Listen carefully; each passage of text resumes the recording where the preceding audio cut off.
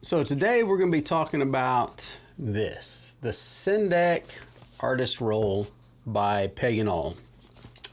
This has to be one of my most coveted items, I guess you could say. I absolutely love this thing. This is a place that holds my journal. It holds some of my paint. It helps me study scripture. It's a place to write down ideas before they disappear. And the best part, it rolls up into this small little case. For the last several months, this little artist roll has become a part of my daily routine. I say several months. It's probably been the past year since I've bought this. Not because it's trendy. I'm sure you've seen this on YouTube quite a bit, but because it removes the friction between me and creating.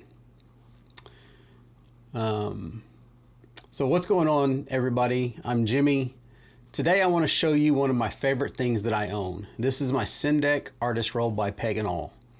Now at first glance it just looks like a really nice pencil case, but for me it's so much more than that. This holds a lot of my stuff. It's my journal kit, my watercolor kit, my Bible study kit, my idea capturing system. Inside this roll is pretty much everything I need to be creative at a moment's notice. And today I want to show you what's all inside, why I use it, and why this has become one of the most meaningful pieces of gear that I own. You know, like everybody else, a few years ago, I just had stuff scattered everywhere. It was all in different places. My journals were on the shelves, my pens were in drawers, my watercolors were on a shelf somewhere else. Every time I wanted to create, I had to gather everything up. And I've learned something about myself. The easier it is for me to create, the more likely I'm going to be able to actually create something. And this solved this problem. In the back pockets, I keep two Lecture 1917 notebooks. One is my habit tracker and daily journal. This is where I write my prayers, my gratitudes, lessons from scriptures, and thoughts throughout the days. The second notebook is dedicated only to video ideas. I've learned that ideas are slippery. If I don't write them down immediately, they're gone. I also keep a field notes notebook in there.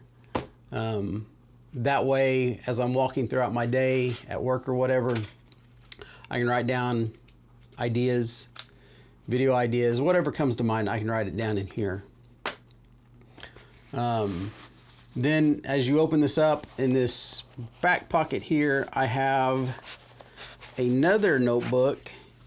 This is from, I believe, Paper Republic, and it's just a drawing notebook, but it takes watercolors pretty good. It's pretty thick paper. I don't know what the GSM of this is, but here's a couple of paintings, watercolor paintings that I've done. I'm not a professional watercolorist by any stretch of the imagination, but it's fun, it's relaxing, and I'm enjoying it. And there's another one that I've done. One of the newest additions to this setup is the Art Toolkit Pocket Palette. This, on the inside are 12 Da Vinci watercolor paints and 2 mixing wells. This entire bottom part of this, the entire thing is magnetic. And honestly, who doesn't love magnets nowadays? It's incredibly thin and lightweight, but gives me everything I need to paint whenever I want to.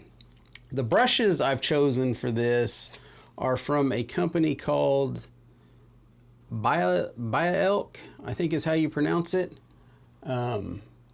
These, I'm pleasantly surprised with these. They're good enough for me. I'm just beginning. I've had to cut some of these down just because they were too long to fit in here and to be able to fold this flap over. But I like these. I've got several different brushes to choose from depending on what I'm painting for that day. It's a 10-piece set, and I'm not a professional painter, but I really do like these brushes. They're affordable. They travel well now that I've cut them down. and they've worked great for my watercolor journey. I've just started really watercoloring, or learning how to paint with watercolors. And then I keep this little spray bottle in here to activate my watercolors. For writing, I keep a Micron, a 01 pen in here, and I have several Uniball Signo DX. These are 0.38 millimeter pens. I absolutely love these pens. I use these in my habit tracker. Green is obviously for a habit that I successfully completed today. Yellow is for I partially completed it for the day. Red is I failed at it. And there's a lot of red sometimes in here. Blue and the black are just for general writing in my field notes or whatever it is. Two of my favorite pens that I carry are, well, they're the same pen, but they have different ink in them. And it's the TWSBI Echo fountain pens. I've got into fountain pens this past year or two now, and I absolutely love it. I love the fact that when I get bored with a color, I can change out the ink. There's just something about writing with fountain pens that feels like you're slowing down and writing intentionally, and that just feels different. The pencil that I use, I actually really like this pencil. It's a Unikuro Toga 0.5 millimeter. It automatically rotates the lead that you're writing with, so you're always writing with the sharpest part of the lead. I also keep a pair of scissors in here and a 6-inch ruler, brass ruler, for when I'm setting up my habit trackers, straight lines and everything. You know how it is.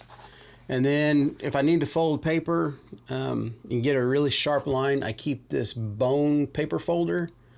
And then you always have to have a couple Sharpies. I have a black Sharpie, regular Sharpie. Again, nothing fancy about these. And then I have a gold one. Then in this zipper pouch that I have, that this has right here, I have a couple things in here. I have just a small little date stamper. And then in this tin is the, it's kneadable eraser, a kneadable eraser. For when, you know, I'm drawing, sketching, whatever. It's just easier to use this than a little eraser on the end of a mechanical pencil. And then I have to say one of my favorite things, and I didn't come up with this idea. I actually saw this on Peg and All's website, but they were out of stock of this. So I found this tin on eBay, I believe. It's just a vintage aspirin tablets container. Inside are the pieces of watercolor paper that I've cut to size. Sometimes I'll paint a tiny watercolor. Sometimes I'll write a Bible verse. And sometimes it's an encouraging quote. Then I'll leave them around work for my coworkers to find. It's a tiny thing, but I've learned that small acts of encouragement can have a bigger impact than what we realize. On the back of them, I'll date them from when I did this. I don't know if I did date this one. May 17th, 2026. I do need to pass these out. On this one, I wrote, on this watercolor painting that I did, it's how narrow is the gate and difficult the road that leads to life, and few find it. That's Matthew 7:14.